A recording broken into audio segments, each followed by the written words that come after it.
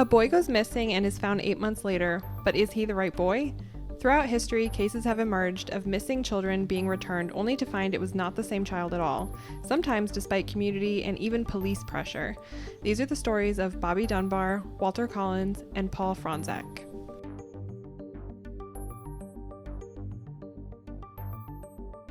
Hello, fellow true crime fanatics. I'm Hallie. And I'm Brittany. And thank you for diving into the abyss with us today. Thank you for holding out with us as well while we took our hiatus. We've had a lot of stuff going on. We've been super busy, so we are very excited to jump back into this with you guys, and we appreciate your patience and continued dedication to listening to our show. Make sure to give us that thumbs up, the 5-star rating if you're on Apple Podcasts. If you're on YouTube, go ahead and hit subscribe, the little ding dong bell button. That way you can get notifications whenever we post a new episode, which happens every other Monday in case you're curious. And also go ahead and like us on Facebook, follow us on Twitter and Instagram. We post all of our updates and posts there. And if we have any, new information about an episode that we've done in the past, we will also post them there and share just fun true crime stuff that maybe we can't make full episode on. So if you're into that, go ahead and follow us. And if you want to take it a step further, we have a Patreon as well where you can go and donate, $3 a month just to help us with the production of this show. So let's go ahead and dive into the abyss.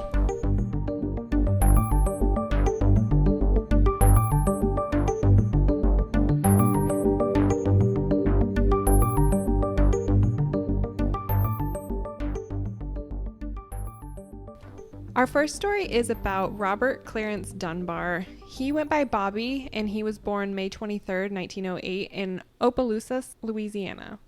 His parents were Leslie and Percy Dunbar, and he had a younger brother named Alonzo. In August of 1912, the family went on a little vacation to Swayze Lake in St. Landry Parish, Louisiana, for a little fishing trip. On August 23rd, a family friend, Paul Mizzy, wanted to go to the lake and do some fishing, and Bobby really wanted to go with him, so his parents let him, and he scampered off to the lake with Paul. But a short time later, Paul came back and said that he couldn't find Bobby. Bobby was nowhere to be found around there, so all the family and friends got to searching right away. They searched the whole campsite, and they called authorities, and a ton of other searchers came. All in all, there were hundreds of people out there searching for Bobby. The lake was even searched using dynamite and lines of fishing hooks and even divers. They were determined to find if anything was in the lake, if he had accidentally fallen in there. There were alligators around, so they thought maybe an alligator might have gotten him or something like that. So they were searching super thoroughly all over the place. Unfortunately, they didn't find Bobby that day or that week or even that month. It was 8 months later that a new development would come. By that time, the search had expanded to surrounding cities all over New Orleans, all over the South. The Opelousas community raised $1,000, which, remember, this was in 1912, so it was quite a lot of money at that point. So they had raised this money to help with the searches and rewards and anything to do with the safe return of Bobby. His family printed postcards with his picture and information on them and passed them all around to the surrounding communities. And everyone was really pitching in to try to help find Bobby. Eventually, in April of 1913, they found a piano tuner named William Cantwell Walters traveling through Louisiana and Mississippi. There was a tip that had been called into the authorities that Walters was traveling with a young boy that matched Bobby's description. Walters had a few different stories about who the boy was, which was kind of suspicious to the police. He was actually seen whipping the boy, and the community kind of took a hold of the situation and took Bobby away from him. So at that point, Walters was taken into custody, and the boy was separated from him, and they were questioning Walters. And finally, Walters said this boy was named Charles Bruce Anderson.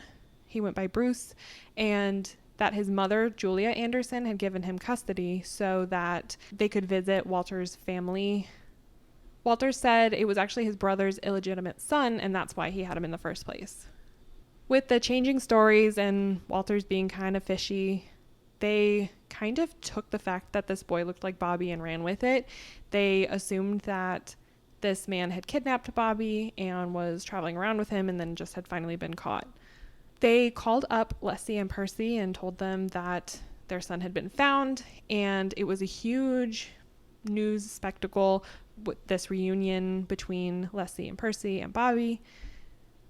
It's kind of hard to tell exactly what happened at the reunion because some local news coverage was very sensationalized and presented the story like this magical reunion, like Bobby yelled mother and ran to Leslie or ran up to his brother Alonzo and kissed him. But other news reports said that it was less of a fairy tale reunion and more kind of everyone was dubious. They said that the Dunbars had doubts if this boy was really Bobby, and that Bobby didn't really show any recognition of this family. But it had been 8 months. It had been a huge trauma to both the family and to Bobby, and children grow a lot at that time, so they thought maybe the differences would just be attributed to that. But there were a lot of reports that this boy had no sign of knowing Alonzo, no sign of knowing Leslie, no running up to him or, being happy to see his mother again or anything like that. But regardless, they decided that it was time and trauma and whatever else, and that this was Bobby and he was finally home. So they had a big celebration, a huge parade for him. They gave him all kinds of gifts. The Dunbars are a pretty wealthy family, so they were able to give him quite a lot, including, I think, a pony and, stuff that children dream about. So he settled in pretty quickly because he was being given all this attention and all these toys and just this amazing life. And after a while, Leslie did end up saying this was definitely her son. He had the same scars, the same moles, and she would know her son, and this was definitely him. Meanwhile, Julia Anderson, who was who Walters had said this boy's mother actually was, came from North Carolina to tell authorities that Walters' story was actually true, and this was her son. She said she worked in the fields for the Walters family and was unmarried, and she had allowed Walters to take her son on the trip to visit family, but it was supposed to be just for a few days, and he had actually been gone for about 15 months. So she had given permission for this really short trip, and he had kidnapped him beyond that, basically. The courts brought in this boy and basically put him in a room with Julia, and he didn't really seem to recognize her or show any affection towards her or anything like that. So that kind of put a damper on her story as far as them believing her. But keep in mind, this is a 4 to 5 year old. This is a really stressful situation, and so many different people are telling him who he is and who he's not and all this stuff. So it had to be super confusing for a kid that age, or pretty much anyone. And Julia was under a lot of pressure too, and she couldn't really definitively say that it was her son. Again, her son had been gone for over a year at this point, and he had been about 3 when he was taken. So it stands to reason he didn't feel this huge attachment to his mother. And also, like we said, he would have grown a lot, and who knows what Walters had done to him or what he had been through. So all around, there was not a huge connection that could be made. She was allowed to inspect this boy and finally said that, yes, this was her son, Bruce. But she was poor. She was kind of a lower class person. She was not known as a great mother. So the news and the community made a lot of assumptions about her. She hadn't ID'd him on that first try. She was unmarried and had a child. She had 2 other children that had died, and there was just, a lot of misogyny in the time and stuff. So she was ridiculed mercilessly, brutally attacked in the news and everything. So the courts weren't super sympathetic to her, and she didn't have the money to push the issue in the courts or hire a lawyer or anything like that. So basically she had no choice but to just go back to North Carolina. Walters was put on trial for kidnapping, and Julia ended up testifying on his behalf. Others that were in and around Poplarville, Mississippi, which is where Walters and Bruce are visiting, also came to testify on his behalf. They said that they had spent a while in the town visiting, and they saw him a day before Bobby had even gone missing in the first place. So they were basically saying, like, there's no way that this kid is Bobby. Walters was still convicted, and the child stayed with the Dunbars. He served 2 years in prison. After the time was finished, his lawyer filed an appeal, which was successful, and he was granted a new trial. The county decided it would be too expensive for a retrial, so they ended up just kind of letting him go. He picked back up his trade, and he ended up dying in 1945, but he maintained his innocence for his entire life, saying that he didn't kidnap Bobby, and probably also that he didn't kidnap Bruce as well, but it is what it is, to each their own. Julia Anderson ended up moving to the Poplarville area to be around people that knew her story and knew that she was telling the truth, and they were more than happy to have her in the area. I think that's like kind of funny that she was just like, I may not be able to get my son back, but heck if I'm not moving down where these people like me. Really. I'm going to go live with these people. They kind of adopted her into the town. Yeah. She ended up getting married and had 7 more children, so popping them out. Yeah, that's 10 total. I just don't even know what to say. She ended up becoming really religious, and she helped found a church in the area and started working as a midwife and a nurse. She talked a lot about Bruce, and she and her family felt like the Dunbars had pretty much kidnapped him, because if she knew that that was her son, like, obviously they should know that that's not their son, that kind of mentality. But it's kind of one story against the other, and hard to tell at this time period. Like, obviously in today's time, we could do DNA tests and stuff, right. But in this moment, it was kind of a he said, she said situation. Yeah, it's hard because the parents of Bobby, like, I'm sure they so desperately wanted it to be their son. Like, they wanted that, so it's hard to say how much that influenced their, like, just deciding that it was their son. Yeah, and probably not even like, we're going to say it's our son even though it's not, but just like subconscious. Yeah, the mind is a crazy thing, and if you want something bad enough, like, you're going to see it in anything that you can. Yeah, and there's probably no more, like, desperate a feeling than a parent wanting to be reunited with their child that had gone missing, Yeah. Bobby Dunbar ended up living his life, and he had more or less a normal life, other than the entirely traumatic experience he had as a child. And he went on to marry and have 4 children. He died on March 6th in 1966 of heart disease at 57 years old, so he lived a long and happy life and died pretty much of old age in a way, because, It's only 57. Only 57, yeah, but like heart disease, right? People get that when they're old. It's like an old thing.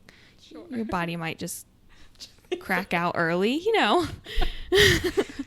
After Bobby died, his granddaughter Margaret decided to kind of take things into her own hands and figure out the truth about her grandpa. So she wanted to know, is this really Bobby Dunbar? The story was basically family lore at this point, and the story was told pretty often. So starting around 1999, she went through newspapers and she found a lot of discrepancies. And she also looked through court records and family scrapbooks about the ordeal. She talked to Julia Anderson's other children. So she really did some like hardcore investigation, like Cindy Lou Who for the Grinch, like hardcore. Ultimately, she found that she didn't believe that Bobby was actually Bobby. In 2004, DNA testing was performed on Bobby's son, Bobby Jr., and it was found conclusively that Bobby was not at all related to Alonzo Dunbar. This is kind of an ambiguous point. We don't really know if there's like a test for him to prove if he was Bruce Anderson, Yeah, that's pretty much where we landed on that part. The Andersons and Walters felt really vindicated about this news. They thought like, yes, that means that it's more likely that that was our son. But, obviously they don't know for sure. Some of the descendants of Bobby Dunbar were upset that Margaret had, dug this up and uncovered this about the family. It just brought more attention to them, and they ended up just staying firm in their beliefs that he was a Dunbar, and I feel kind of in a way that at this that point in their life and their family heritage, he was a Dunbar now. Right. You know, like, it's like when you adopt a kid, like, they are your family at that point, you know? Mm-hmm. And so I feel like rather he was at birth or not, like, he may not be the birth Bobby Dunbar, but I feel like at the time of death and everything, like, yeah. in 2008, the story was featured on This American Life, which I'm assuming is like a TV show. It's I can't remember if it was a TV show, but I know that Serial, the podcast, was produced by This American Life. So okay. I'm not sure if it was a show or a podcast or a radio show or something like that. Margaret said that her theory is that the real Bobby wandered off and fell in Swayze Lake and was eaten by alligators, which I feel like is a pretty vulgar thing to just like flat out say. She's like, you know, this is what I think. But she also said that she found several instances in which Bobby sought out children of Julia Anderson. So clearly he was curious as well. He was like, you know, am I a Dunbar? There was even one account by his children that they passed through Poplarville, and Bobby said, quote, "Those are the people they came to pick me up from," end quote, indicating he recalled the events and that he was not in the right place. In 2013, Margaret and Tal McThena, the producer that put together the documentary on This American Life, also wrote a book called A Case for Solomon. So that's another thing that you can kind of tap into if you want to learn more about it. This is a really big case in true crime. A lot of people know about the Dunbars. Somewhere along the way, Bobby may have also said something about being another boy when he was with Walters, but it is unknown if that's a memory or if that's something that was fed or suggested to him, like when he was adopted. Children are really receptive to what adults and authority and superiors tell them. So if you tell them this is how something went down, a lot of times like kids don't know the difference. And so at that age with Bobby, he could have also just been kind of manipulated in certain ways to say or think certain things without even realizing that that was what was happening on his part or even the adults' parts. The next case that we're going to cover is that of Walter Collins, and a lot of you may recognize this story by the end. On March 10th, 1928, Walter's mother, Christine Ida Collins, gave him a little bit of money for the movies and sent him on his way, but he never made it home after this. There was a big search for him. It spanned the entire country. Lots of people called in leads. There were lots of paths that the authorities took, but nothing panned out. About 5 months later, a boy was found in DeKalb, Illinois. He claimed to be Walter and Christine, and he wrote letters back and forth. They sent photos, and she decided to pay for him to be brought home so she could be reunited with her son. When she first saw him, however, she said it was not her son. Like, straight up, no ambiguity, it was not her son. But the police really wanted this case to just be closed. So Captain J.J. Jones reportedly told Christine to, quote unquote, try the boy out. She did so, taking him home and lived with him for about 3 weeks before, again, telling the police this was definitely not her son. This was not a case where it was like a little baby that, you know, grew up in a couple of years or whatever. Like, he was already, I think, like 9 or 10. So it's easy to tell a few months later if your 10-year-old is your 10-year-old. The police captain, Jones, just said that she was a bad mother and she was just trying to make the police look bad and she wasn't caring properly for her child and all kinds of awful things.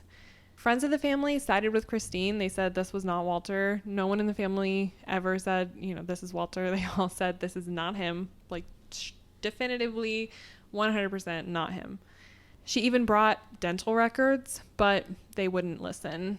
Jones ended up using a code 12 to involuntarily commit Christine to the psych ward in the LA County Hospital, which a code 12 is basically something that was used when women were being difficult or unruly. That was their code for having them committed, which happened too frequently.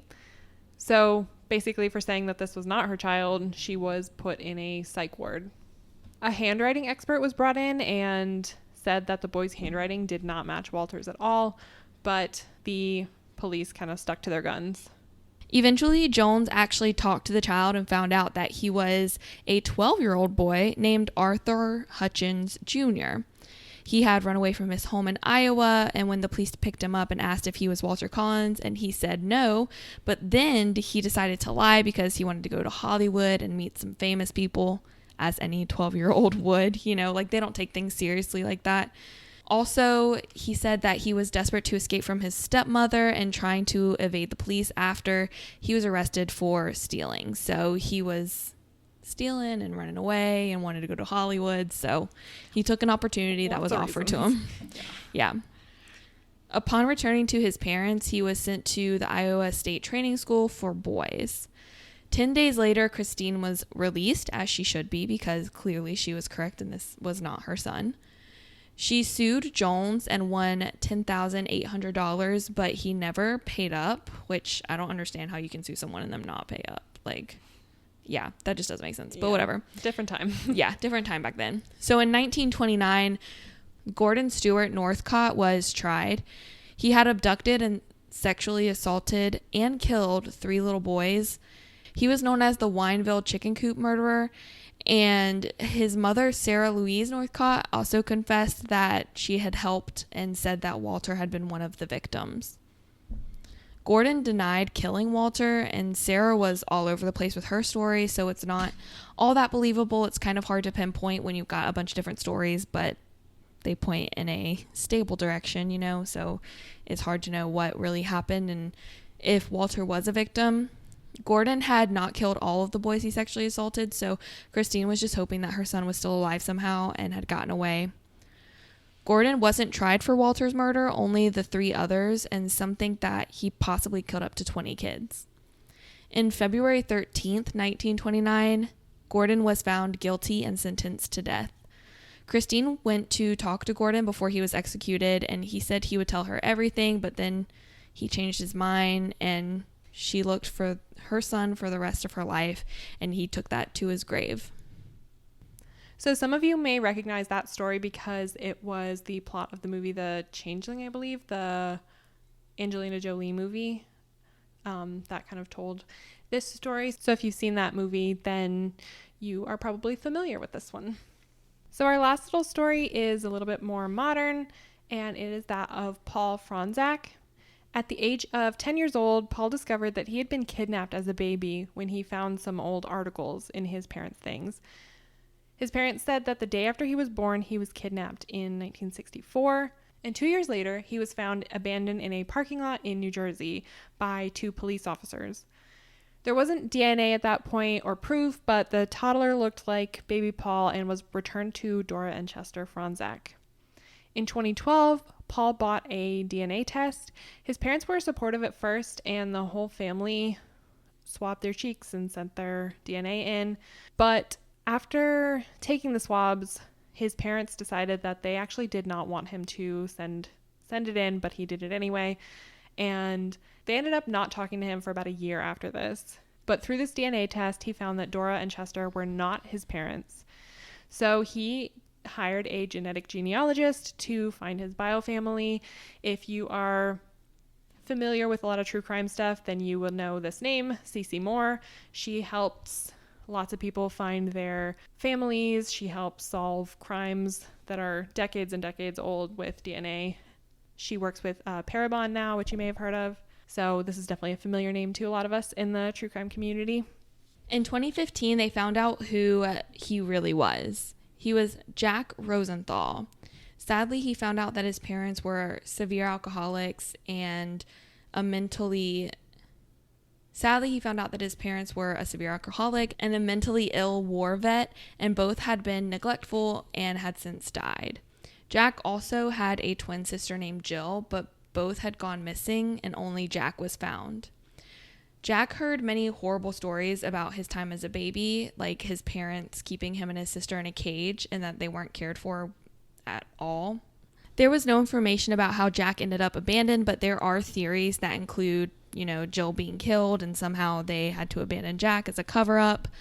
Jack even wrote a book about his ordeal called The Foundling, kind of like the changeling and the foundling and yada, yada, yada. But it looks like a pretty good book. I haven't read it. I don't think you've read it, Brittany, have you? I have not. but definitely one that I would be interested in because I'm sure it's crazy to hear his perspective on everything that's been going down in his life, things you can't even imagine.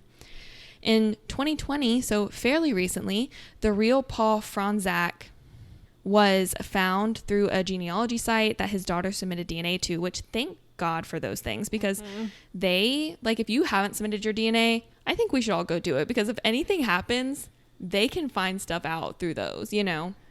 They found out that his name was Kevin Batty. He refused to talk to media or to Jack at all. He did talk to his bio mom, Dora, a lot, though. Kevin did die on April 25th, 2020, so about a year ago. And a woman dressed as a nurse had kidnapped him when he was just a day old and raised him. But she died in 2004. So it's kind of crazy to see, you know, what happens and stuff. Like, how did he know that a woman dressed as a nurse kidnapped him? And, you know, I'm sure there's a whole bunch of connections. I doubt the woman who kidnapped him was like, hey, just so you know, I kidnapped you, you know? Probably not. I don't know how they figured out that she had kidnapped him, but it's kind of crazy. And they also found out that 10,000 infants were checked around the U.S. to try and find where Paul was, but clearly they were unsuccessful. Jack is still searching for his twin Jill, but he hasn't been able to come to any conclusion about where she is or where she, you know, may have resided. And if there is speculation, we either weren't able to find it or he just hasn't released it yet. And speaking of those DNA sites, I just saw a documentary a couple of days ago about Cece Moore and her doing other work, basically similar work, where these people did one of the, I think it was the Ancestry DNA thing, and this woman found out that she had a brother, basically, and they found out that both of them had been abandoned at birth. Like, I think the woman was abandoned by a dumpster, and the man was abandoned at a business or somebody's house or something like that.